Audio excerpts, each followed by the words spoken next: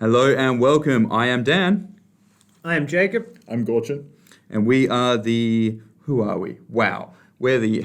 Historical Miniature Wargamers podcast, aren't we? I think so. This is why we you talk don't about stay bold up. action sometimes. Yeah, yeah. This is why you don't stay up late the night before.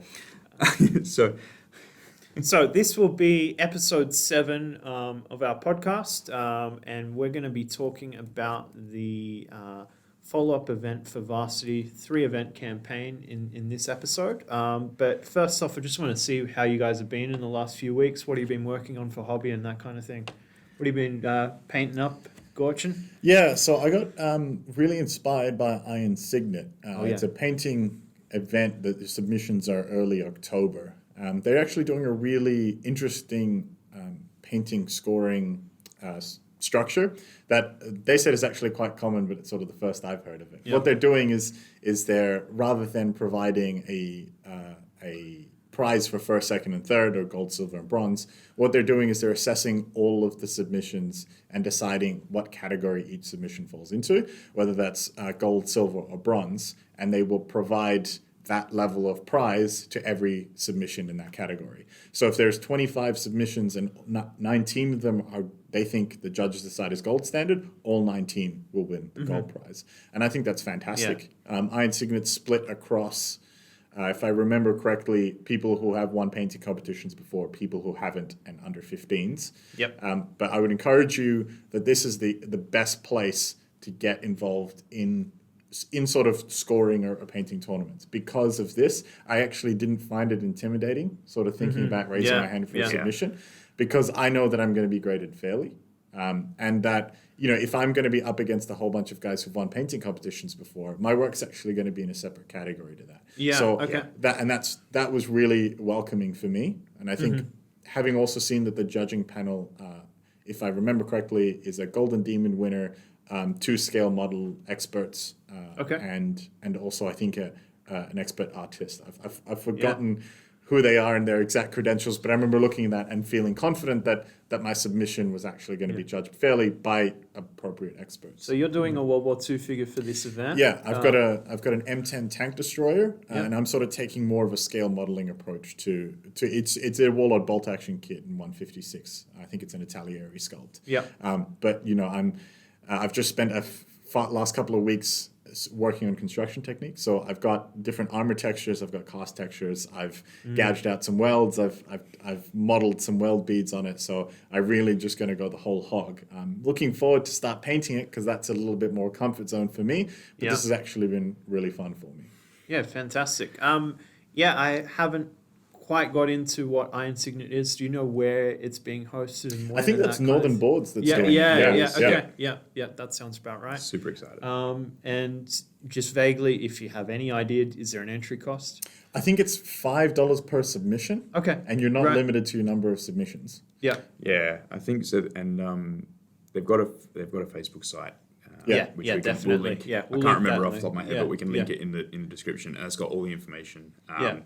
Really cool idea. Really cool idea. And they've got one of the graphics they've got is the signet rings that I believe that they're real and that they've got those designed and set up as part of the prize pool and stuff. And they look really good. There's a lot of clout on that ring. I was going to say my ring's got a bit of clout, but theirs is quite good. No, that's really cool. But Gorchin's talking about some extra techniques he's doing on the modeling side, which is just something that we don't really go to that level of detail for wargaming itself. So it's really cool to see. We'll throw up some photos of what you've been working on. Myself, I've got heavy into feudal Japan at the moment, so working on quite a few terrain tiles, some terrain pieces, and there's rumours that you've bought all the Japanese that exist in Perth. Yes, I went to Tactics and bought every Warlord kit that they had. They've restocked all of them, which was really unexpected because this isn't particularly so. Test of Honor is a game that was owned by Warlord at one point. Version 2 is now with the original developer who's moved offside to Warlord. It has a lot of similarities to bolt action. There are activation mechanics that are very similar. but it's not the most popular thing out there. I might be one of the few in Perth that is trying to spearhead this thing. So I bought all these old kits. They've restocked them. So I think Tactics is slowly decided, okay, there's some interest, something's happening, someone's bought everything. We need to get these again. But I have TT Combat has a geisha house, which is this huge terrain piece. It's probably a little bit over a foot either side of the house. Wow. The house detaches the roof, and then you've got the internals in there as well. I went to town on this thing, so like it had because you got like paintings and stuff that you put in there and all sorts, right? There were floorboards. I was like, I don't want to paint floorboards. I'm going to put in like this weird carpety kind of stuff that they have in Japan. I don't know how you say it. It's a word that starts with T, but it's like it's some kind of mat that they would tarmat. That's the one. Tatami. We're being told by a cameraman. Thanks, cameraman. So I made some of that, and then I also wanted the internals to look kind of nice, and all I did was just print off black and white Japanese paintings from the era, and pretty much all the way around inside in there. It looks and awesome. Then just some contrast paints. They're very translucent. They're kind of like a wash. So that would simulate a watercolor painting, which is what they would have been. Well, appear to look like or whatever. Yeah. Just dabbing random colors here and there, and then made that kind of look interesting. And then I've gone for snow for everything. So your 148 tactics was snow as well? Yeah. My 148 tactics stuff came out as all Ardennes themed.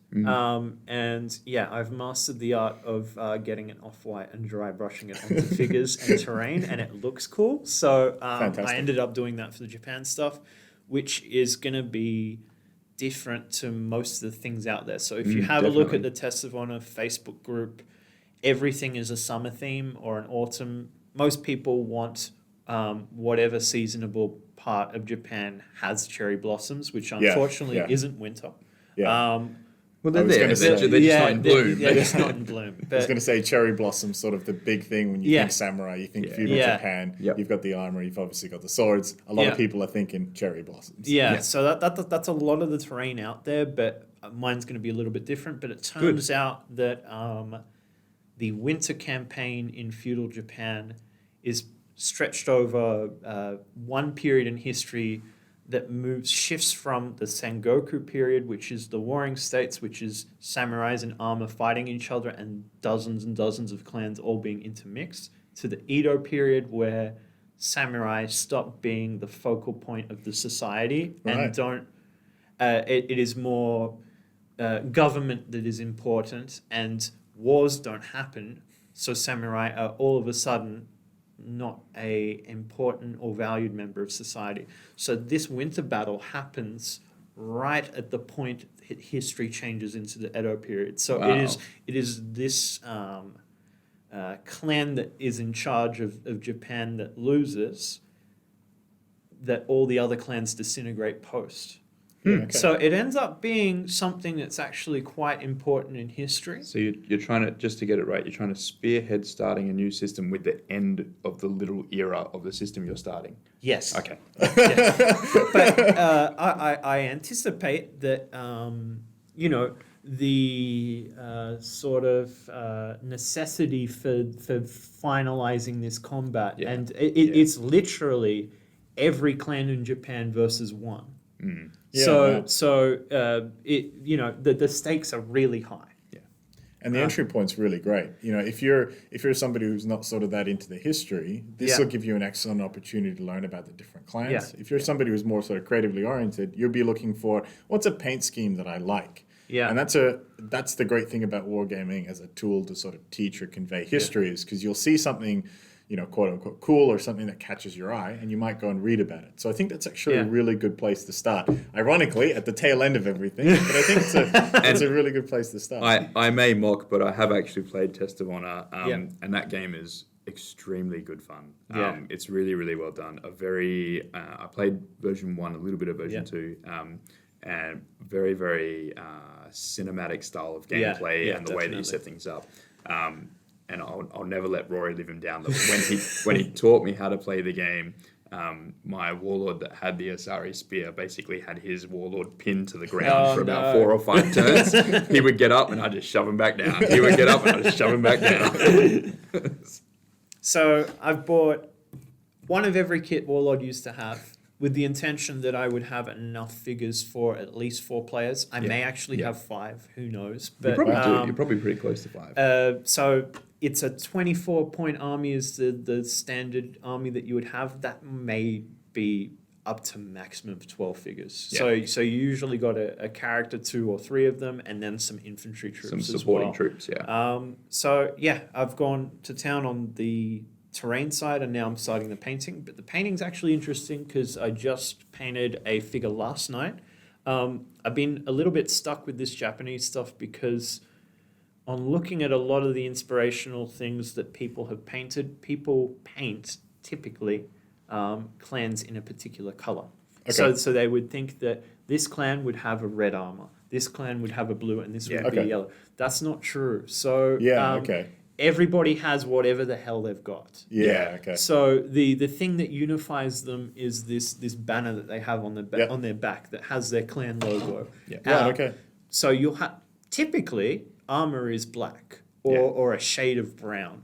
And they may have colored clothing underneath, but that denotes more so their family rather than their clan. So really, a lot of them would have brown, white, tan colored robes underneath, and then this black armor. So I was a little bit intimidated at first because I was like, I want to make 4 clans worth of guys, 2 that would be typically fighting with each other so I can support 2v2 games. But it turns out that you would have a color variety within the force regardless. And you would only have that banner that would unify them anyway. It's actually a really interesting parallel to European history. One of the things that's come out recent decades about medieval armor was all of the armor sets that we've collected so far, bar some very rare ones like King Henry VIII, are all this polished steel. That was actually a museum art collection fashion trend that happened for people preserving the armor.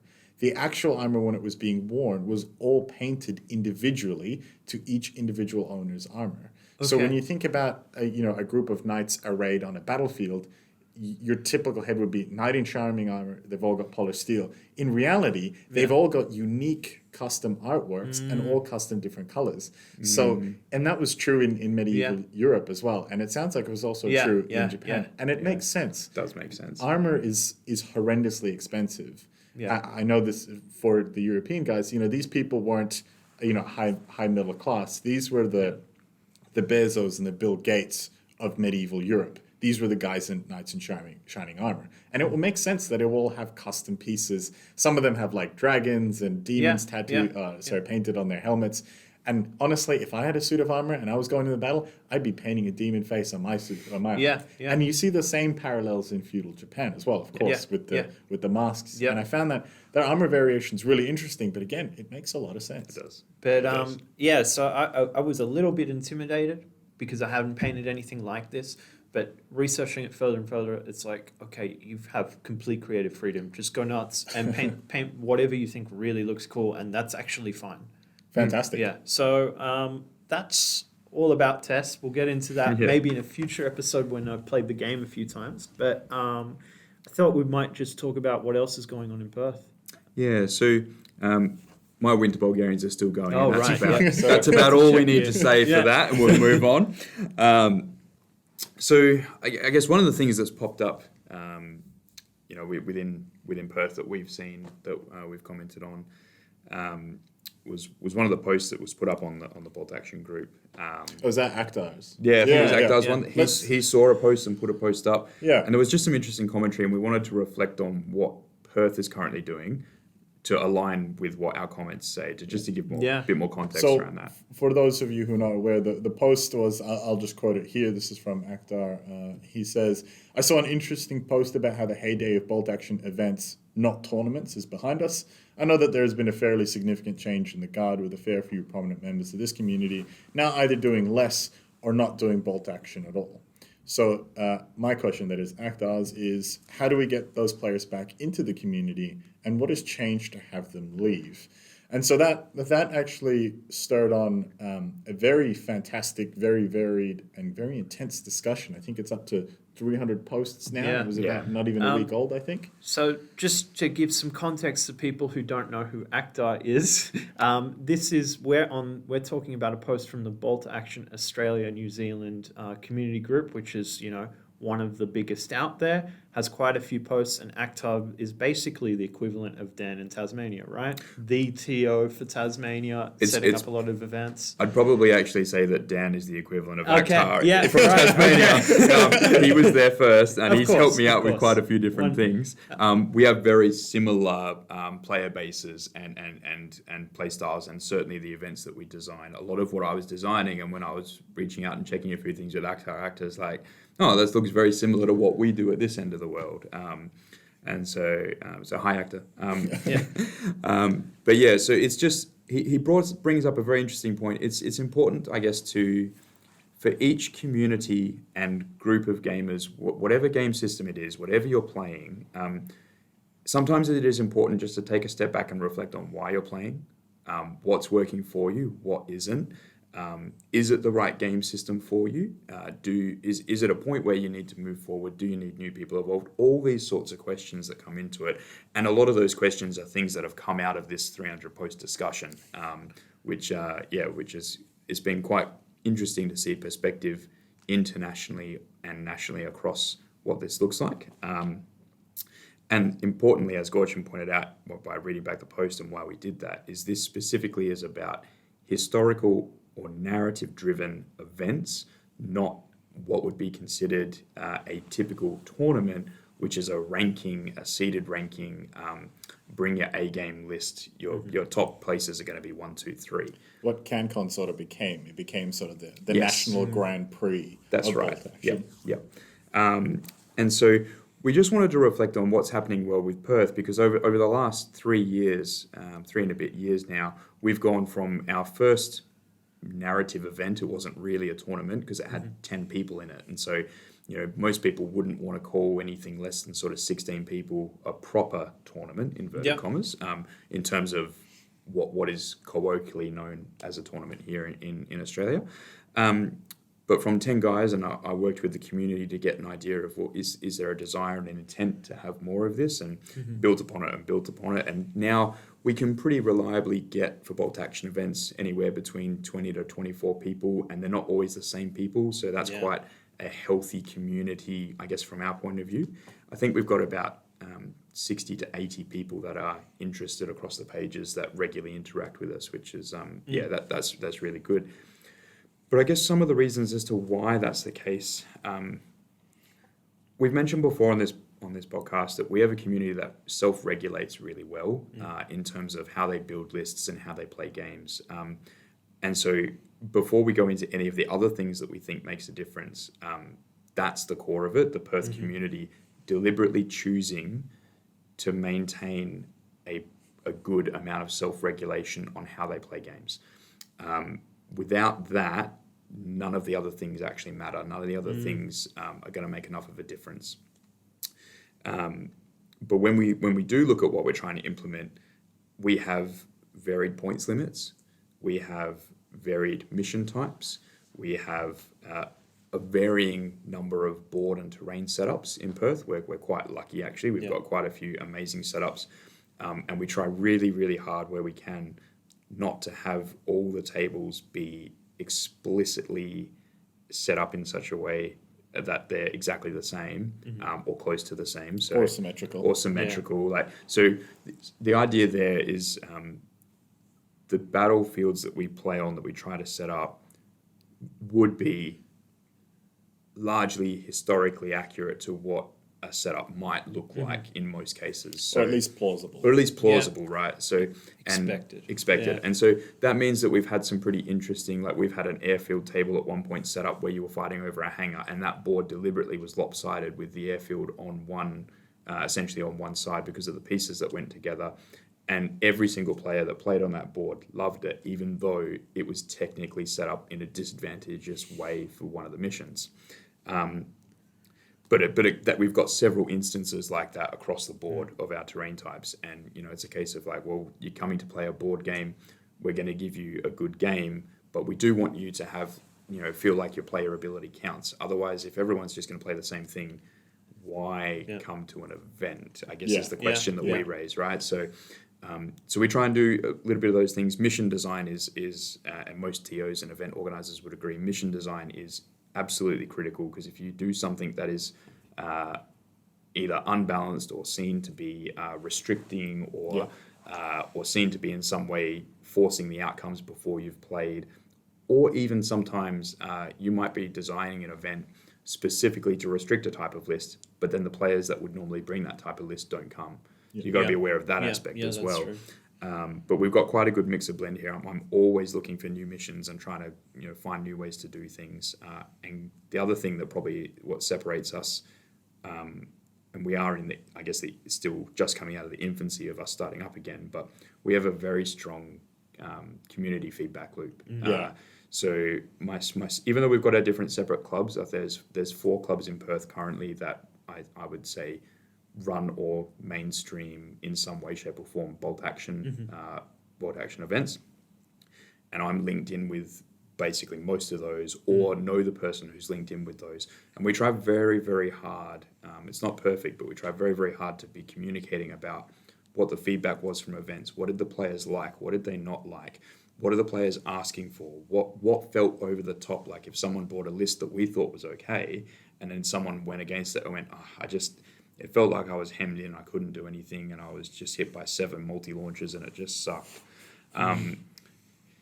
We try really hard to get that communication through, because without knowing what the players are actually feeling and wanting to do, you're always viewing it through your own lens. You're always viewing it through your own lens about, no, but I like to play games like this, so should everyone.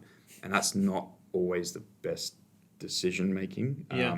So we've got that feedback loop, which really helps to try and, and to be honest, the post that went up, that's actually something that, it was a prime opportunity for us to have a feedback loop within the community at large. And I do feel that that's what has happened.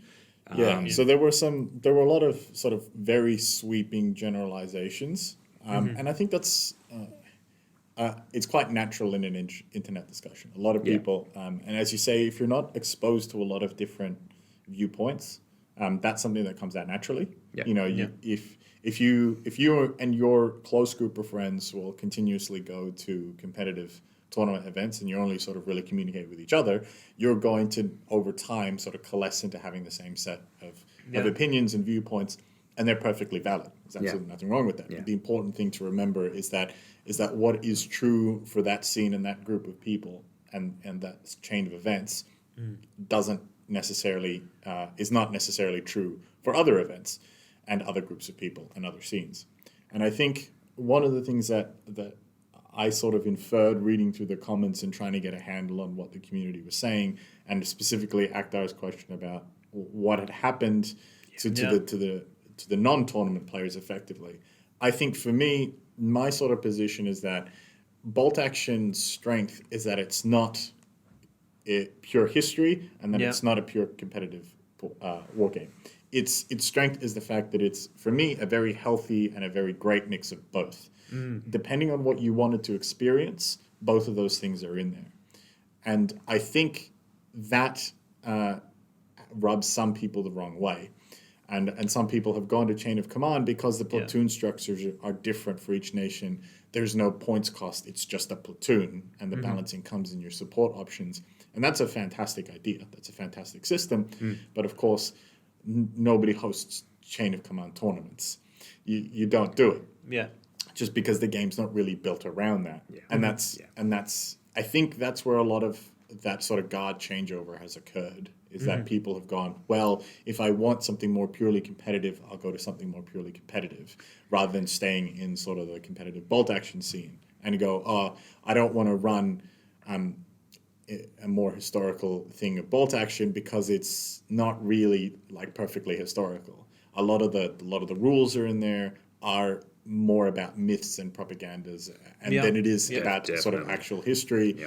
And platoon structures aren't different, the rank structures aren't different, and all of the weapons operate the same when they don't, and a lot of that minutiae is not in bolt action, which is a good thing. It makes the game fun, it makes it great to play, it makes it much more easier to balance. And approachable. Exactly. It is probably the best gateway into learning about a war game, and in particular in a historical war game. I think Warlord has done a fantastic job with making this easy for people to get involved in. And, if you can look at it from two different ways, because you may be the player, well, three, I guess. You may be the player that's happy with the mixed, being that I like a bit of historical, I like a bit of gameplay, and this is the perfect balance for me. Then you got the two others that I want all historical or I want all competitive. And you can use that to branch off into those things. So that's not wrong. But I think it's also a great crossroads for all of those players to meet. Yeah, definitely. And a great framework to for any kind of community rule set on top of to end up pushing in either of those fashions. So you can have a competitive variant of bolt action, and you could have a more narrative variant of bolt action, and it's a great framework to do both of those in. Yeah, and I think and I guess more to Akhtar's point about the changing of the guard, and we have had and I certainly want to acknowledge that we have had some previous bolt action greats who have run some really good events. A classic is a Cambridge Too Far, which was they had it's like I think it's over 100 players, which held the record for quite a while as the largest bolt action event that had run for a bit.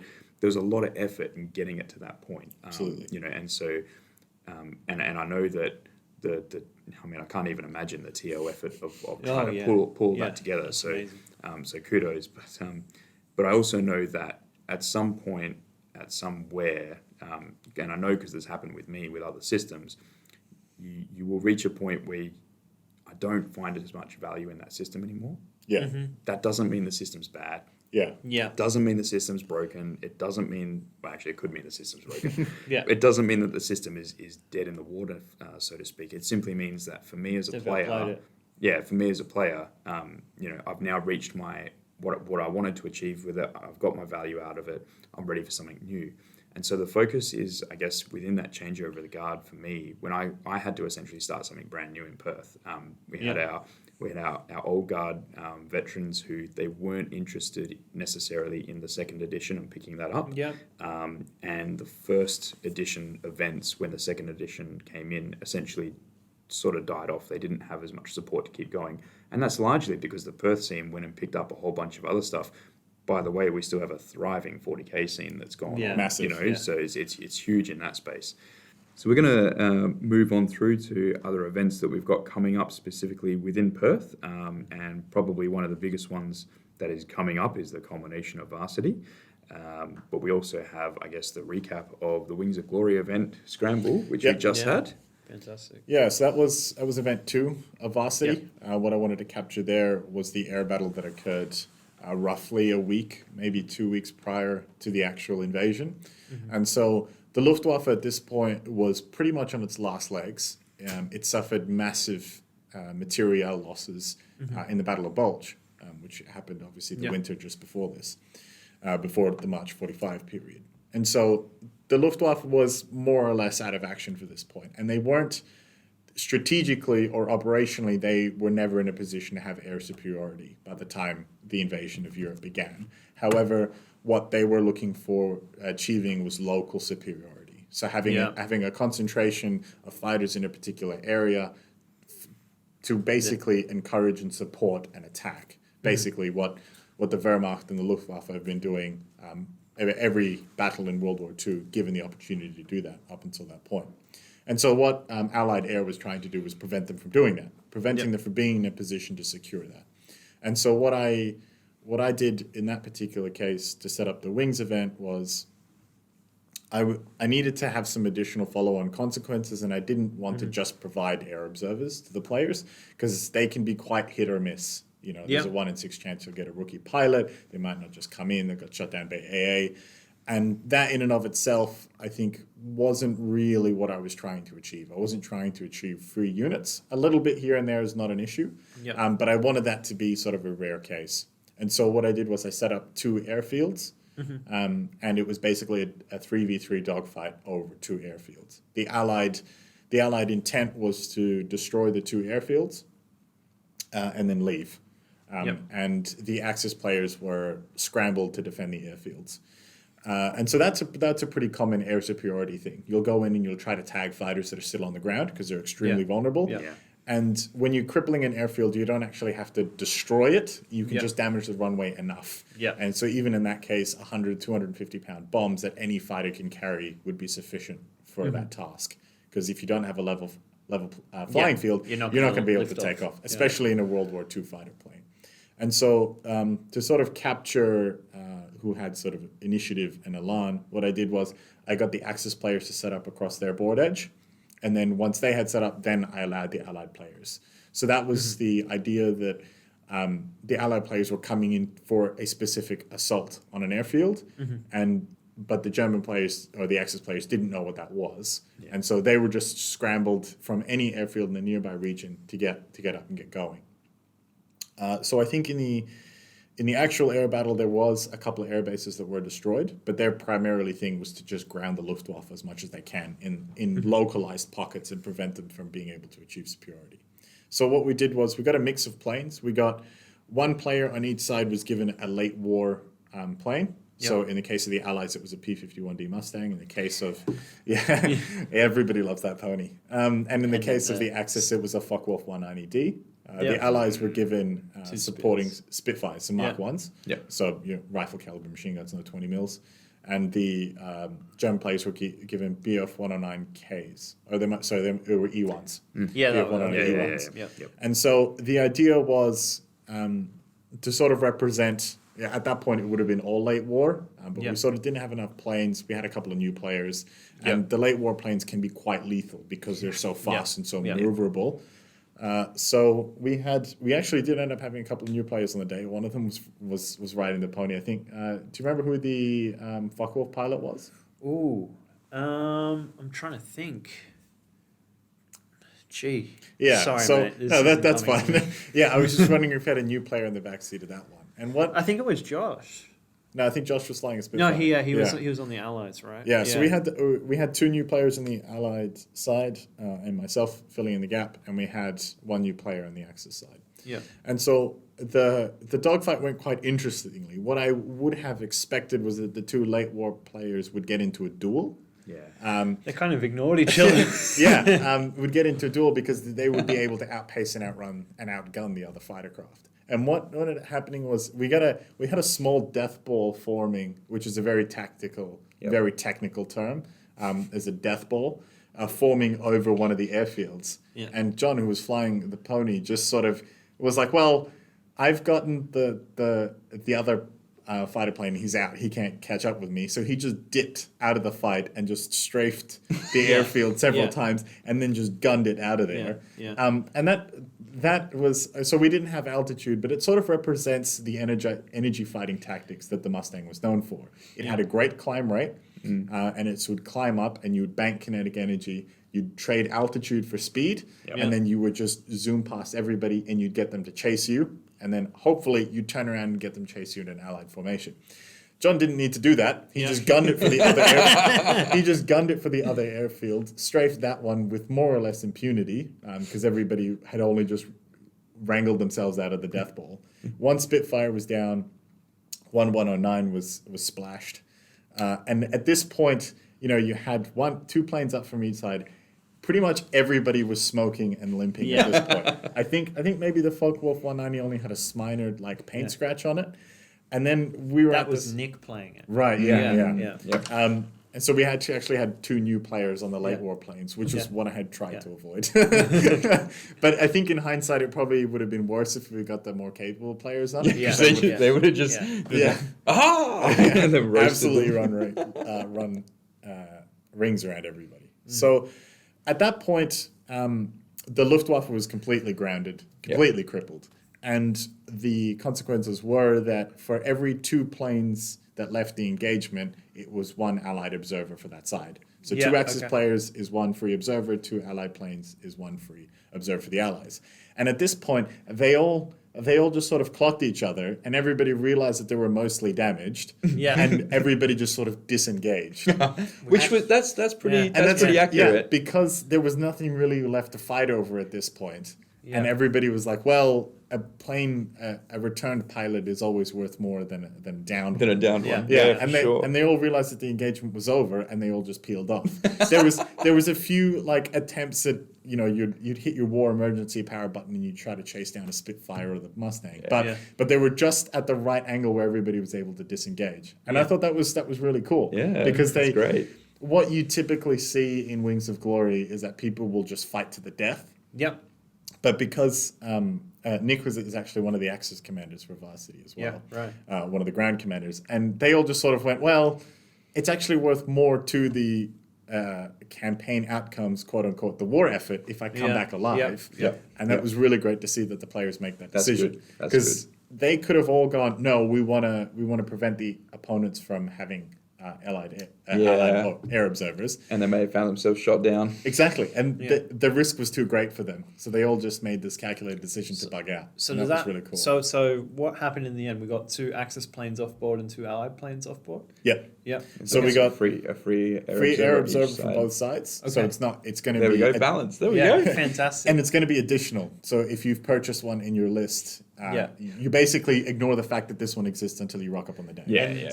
Is this going to be given to each player, or is this going to be per side? Yeah, one per side, and they just make the decision there and then who gets it. Yeah.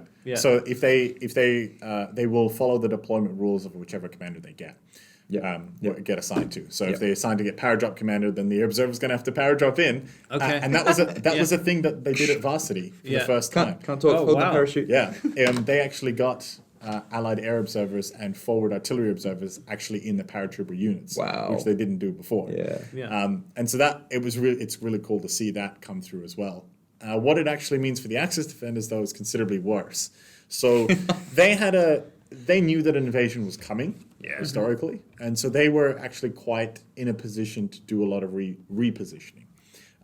And with what I had originally planned was that they wouldn't deploy units, they deployed tokens, and when they were revealed using line of sight and a certain distance, then the Axis player controlling that token could decide which unit was actually there to sort of represent them being in a rapid reserve defensible position. So essentially be able to put the units they wanted and needed in the spot where they needed to go. Yeah. And so that would actually be quite powerful for a defender. Oh, yeah. But with one airfield gone, that's no longer the case. So they can't do that. Now, the second airfield was the Resupply Airfield, which was one that contained all the ammo and the fuel stores. So now there's a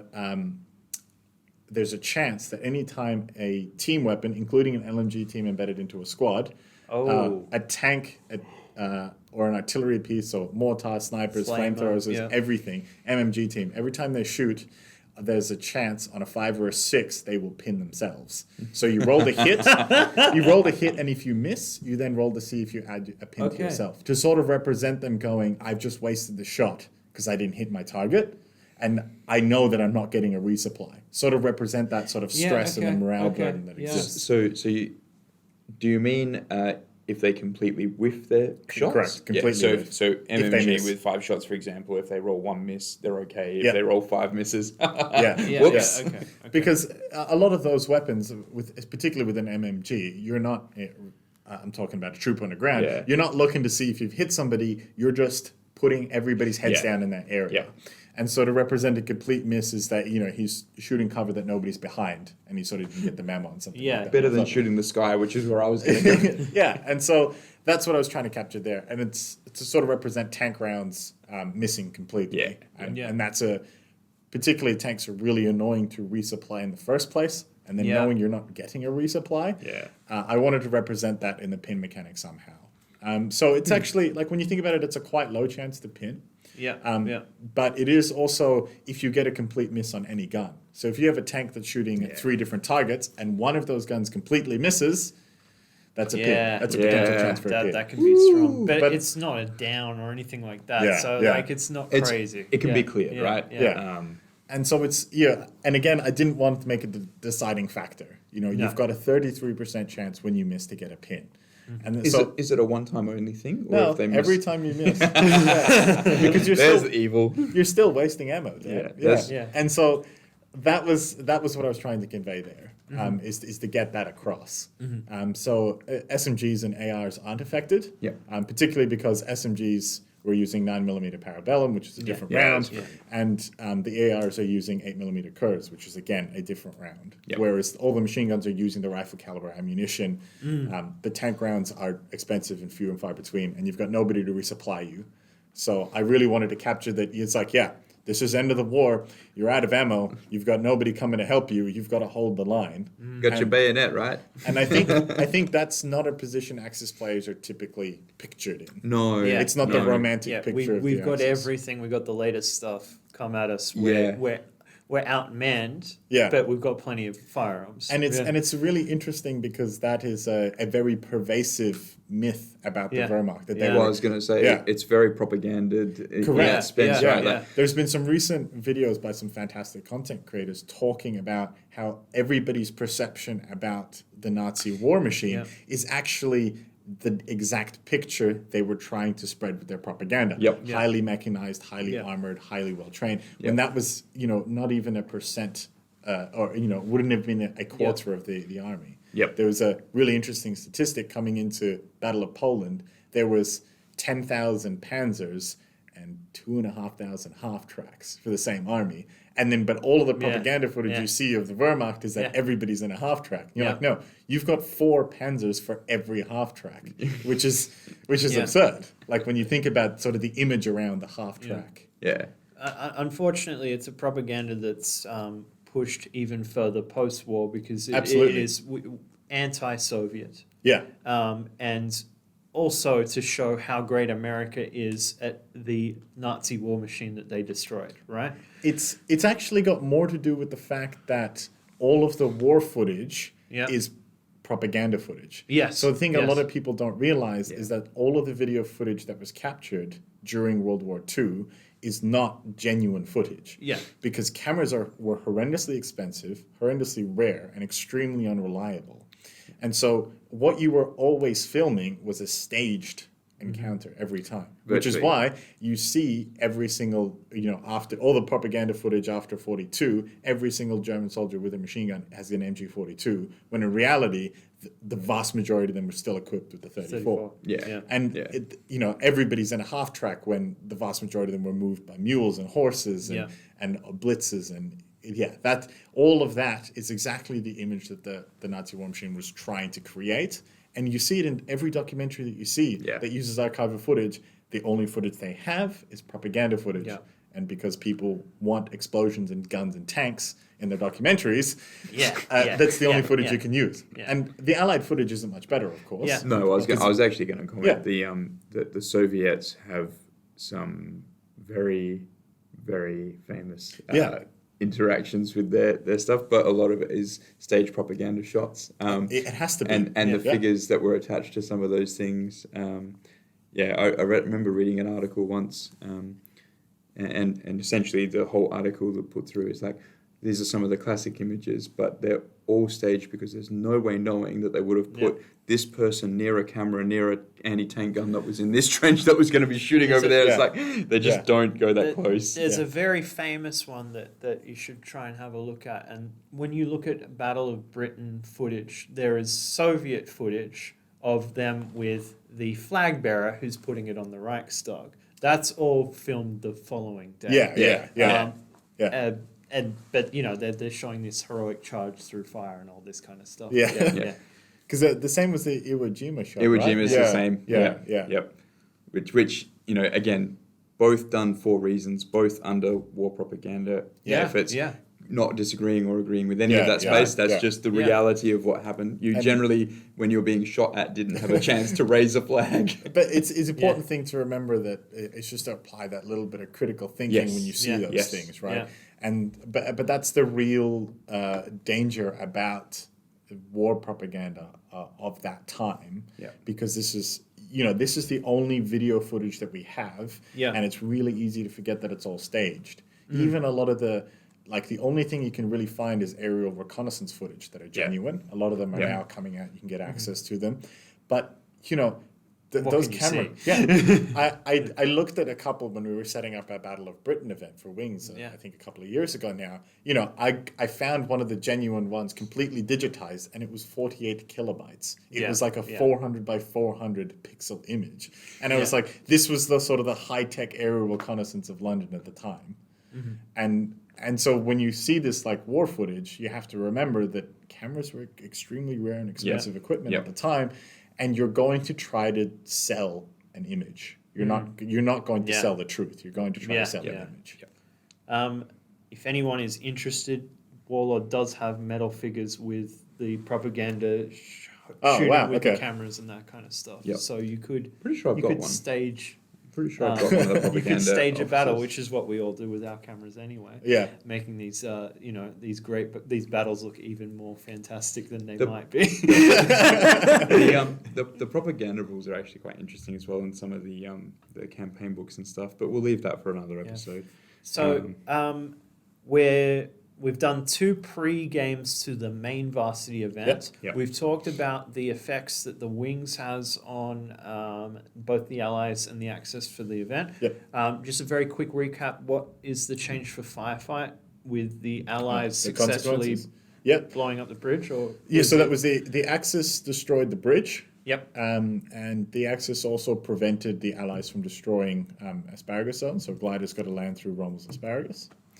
They also prevented the Allied Pathfinders from placing a Eureka beacon, so the paratroopers are going to have a field day trying to get organized. And the final thing was the Allies were able to capture some high-ranking officers. So the Allied players will get sort of a stylized breakdown of the lists and their deployments. They're not going to go down to point costs and units, but they'll get a rough overview, sort of the kind of intelligence report you would get if you were 13th Division here or something like that. Or maybe expected heavy armor presence. Fantastic. General indication. Looking forward to it. Yeah, so excited. Yeah, so that's going to be on the 13th of September. We've got our players locked in for the day. Spectators are absolutely welcome and invited. The players pack is up on the Facebook event if people want to have a look and see what they have to live with being a commander on that day. It's going to be, I think it's going to be an 11 or 12 o'clock start. And we expect it's probably going to be a pretty full-on day. There's a whole bunch of special rules at play, not just the ones that we've talked about, these consequences, but also some things to keep the game flowing in a game that. So we've talked about the combined board, the effects of the game, and we're ready for the event. We're all set to go. So it's going to be a 3v3 bolt action game on a 12x4 board. Fantastic. So it's going to be a lot of fun. Looking forward to it. So keen. I'll put on some video footage of what the board looks like. You would have seen it in a couple of our episodes before, but we might move on to our strategy and tactics for Bolt. Yeah, so we're going to follow up this section on last episodes, which was about the angles of attack, where we talked about a perpendicular punch to the face, quick and direct, efficient. But this episode, we're actually going to talk about an oblique angle of attack. So this is where, classically, that's a diagonal route of attack. This is mostly a direct route to engage with your enemy, your opposition. But it does take a little bit longer to engage. Now, so that could be because you have to work your way around terrain, or you might have, in order to get to your target unit, there's another unit in the way that you want to move around. You generally have to successfully aim your unit that you want to do the engaging on that angle of attack to bear down on it. So, which makes sense, right? Because you can't take a unit that's on the left flank and go, I actually want to attack on the right flank. Let me just teleport that. Bing! Okay, now we're in the right space. So it does take a little bit of positioning to get that generally aimed up. And if you are trying to attack something from your left flank on your right flank, don't. choose a different target for that unit because it's going to take you too long. Or play in a sphere. Yeah. Just go the other way. Did you know that the left side of the board is actually linked to the right side of the board? Mate, you're changing there's all the tactics I've known. There's going to be a fun mission design coming. Oh yeah, you can tell it, right? You can tell. But essentially, whilst it takes a little bit longer, that's the space where you start to move around cover bonuses that the units are in. That's the classic engagement to remove arc of fire for a fixed weapon system to get around that. Oblique angle of attack is also really good to guide your opponent to do something. Mm-hmm. So say that they have run forward a tiger tank that you're trying to stay away from and engage. You can use an oblique approach to try and pull that tiger away from something. So you can sort of, it's a little bit baiting, but you do it with the unit you want to engage. But you're trying to, you have to do it from the side which you want to draw the tank away from or the unit away from. And so it's again a little bit of putting that pressure in place to get it done. But you'll often be able to catch your opponent by surprise if you've actually aimed it just right, and then all of a sudden you actually deliver your offensive with the units that you wanted to on the other flank. So again, a lot of this requires a little bit of thought to actually have it all come together as one battle plan, because every unit you've got to go through and figure out what the best angle of attack is based on the target that it needs to deal with. But within your left flank, center, and right flank, you've got to figure out overall what angle do I want that to hit on my opponent to then follow that through and actually, either break that flank or just hold it in place. So you do have to think about it a little bit in that space, but largely you do it for cover. Like it's the difference. It's the difference between you've got hard cover behind that wall because most of your defenders are up against or behind that wall. If I come at you from an oblique angle, I might be able to get 4 or 5 my models past the wall, and if that's 50%, the rules favour the shooter. You drop the modifier. As much as that obviously causes a lot of contention sometimes, but the rules in that scenario do actually favour the shooter, not the defender. And if you are 50% or more of the models that are actually doing the shooting, then you can ignore the cover.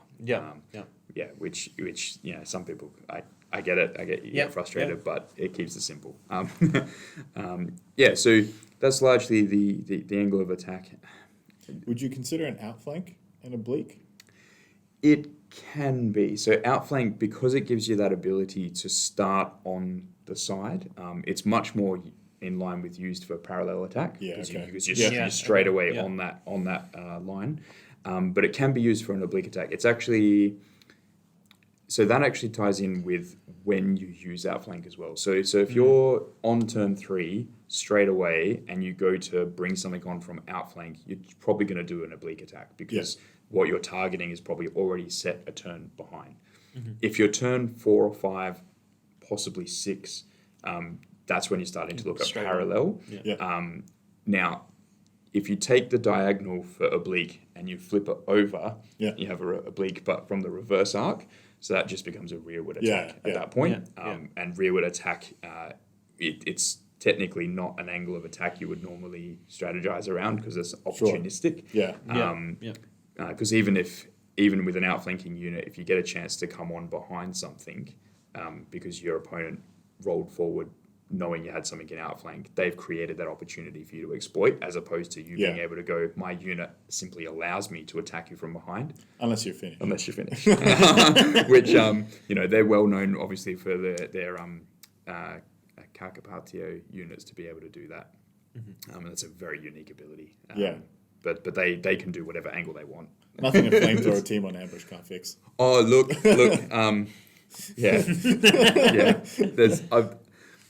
I've read a few battle reports. I've seen games. I've played games where, I think I've got my ambushes or my things ready to set up, but I need his dice to come out first, and it's mine. And I'm like, definitely. I don't want it.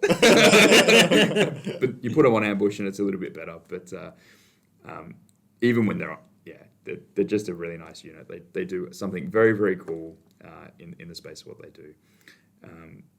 So the oblique attack is it's the in-between of, it's the pressure, but with a little bit of time, but it's also then you're starting to get more benefits from an actual rules mechanic point of view, because you're ignoring the cover, you're opening up the opponent.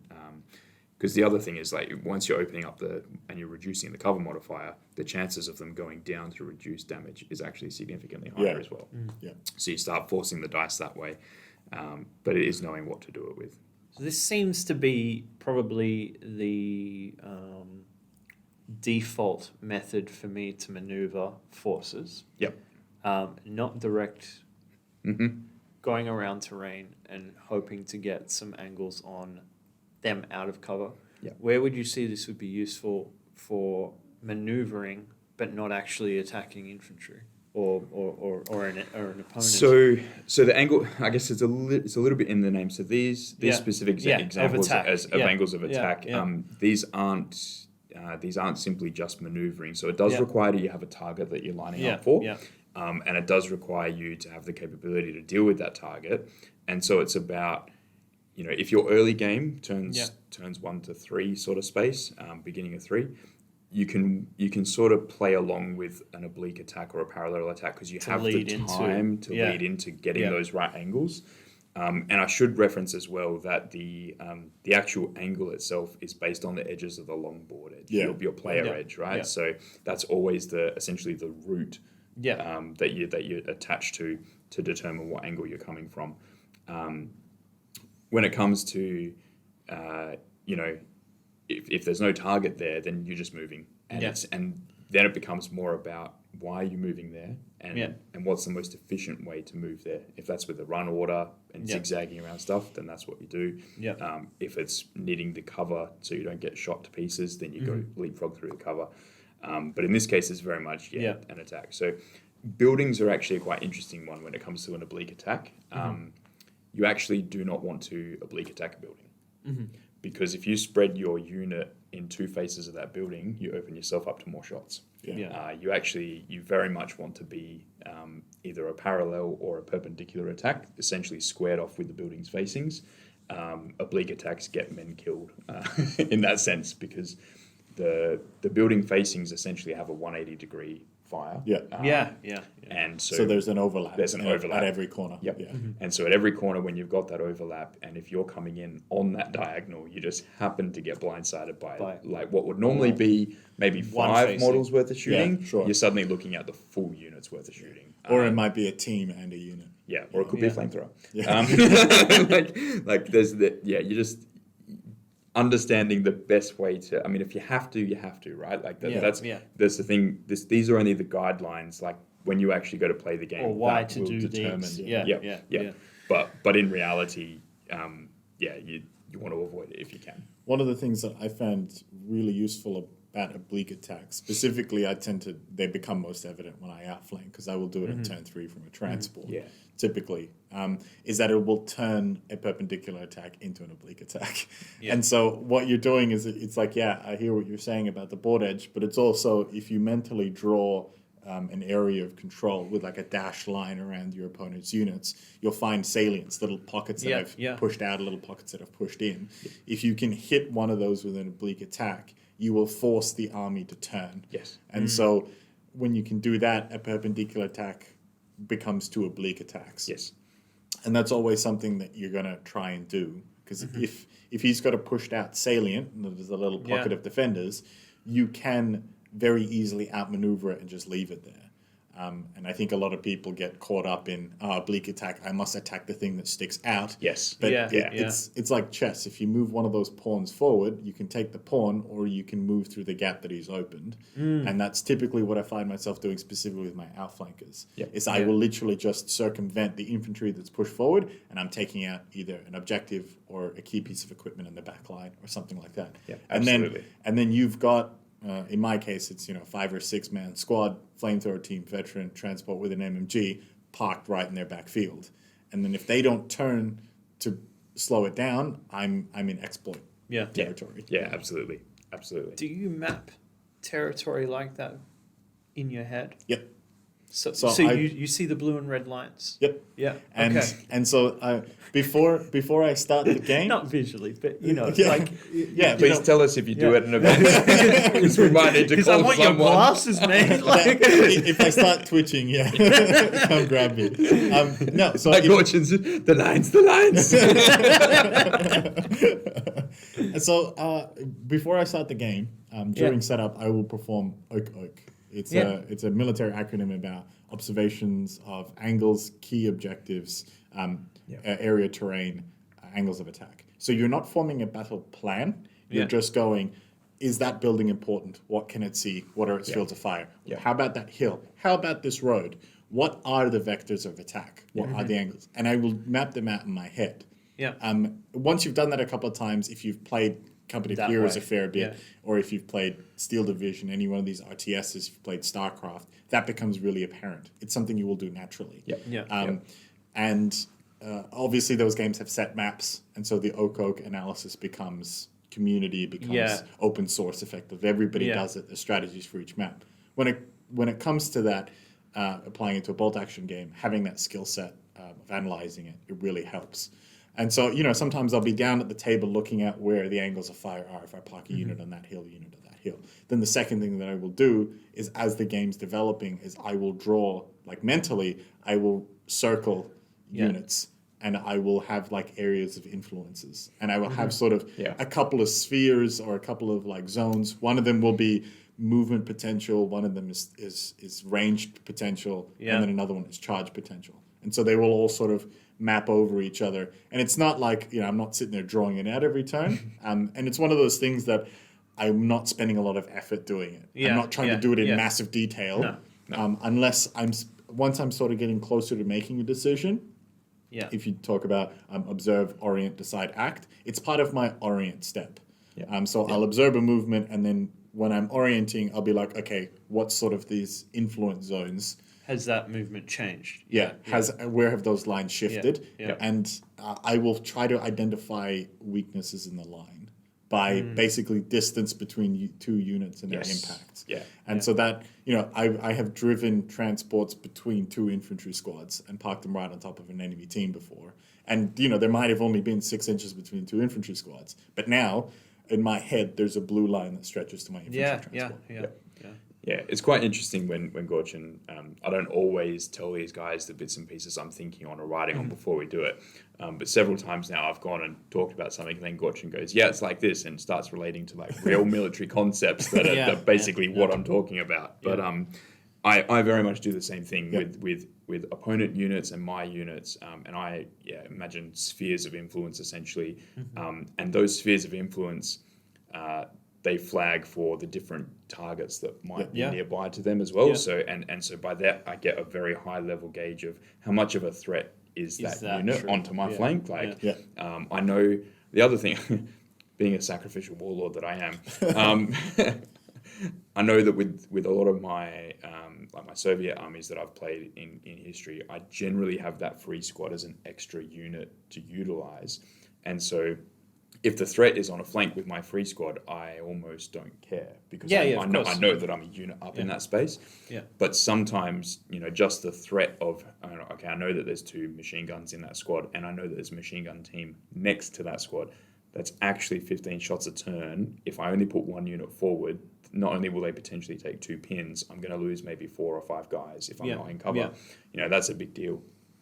But it's just assessing those influences and interactions. And I do the same thing. I spot for where do I think, looking at the board and where my resources are, where are the places I think I can put pressure on the line and break it. And sometimes what happens is those things open up very quickly with a howitzer strike or a mortar strike. And all of a sudden you create a gap and you go, that's where I'm going to put the pressure. Even if it means that what they previously were going to kill this turn, they don't kill. They run to the hole because the maneuver is more important. The maneuvering is more important, right? And it happens with me all the time. When my opponents put pressure on me, I make mistakes. And it goes. And what you want is for your opponent to be in that space, not you. So I think that probably wraps up episode 7, I think, now, with where we're at. And Yep. we're going to run into, for the 13th of September, move towards running into Varsity very, very soon. Fantastic. We've got lots of other things, I think, that we're still planning under the hood for the moment that we'll keep under wraps. But so be sure to check in with us next time. We're going to be talking all about the main Varsity event, and then a few other things that we've got in the pipeline for Perth, bolt action specifically. Yep. There's quite a bit happening in the next few months. Yeah. So thanks for checking in. This is the Historical Miniature Wargamers. Thanks, everyone. See ya.